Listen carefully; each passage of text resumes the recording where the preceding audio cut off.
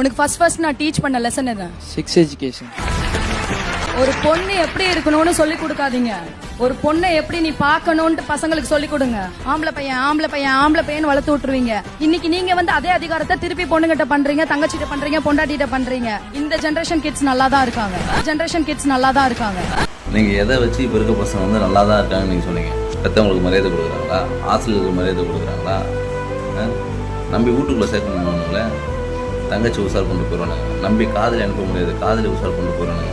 ஆனால் வீட்டில் அம்மா இருந்தாங்கன்னா அம்மா சேலை விலகாத கூட ஃபோட்டோ எடுத்து அப்லோட் பண்ணுறானுங்க. ஃப்ரெண்டோட அம்மாவை நம்ம அம்மாவை நினைக்கிறதும், ஃப்ரெண்டோட தங்கச்சி தான் தங்கச்சியை நினைக்கிறதும் 90s கிட்ஸோட முன்பு போயிடுச்சு. டீச்சர்ஸை வந்து நம்ம தெய்வமாக பார்த்தோம்.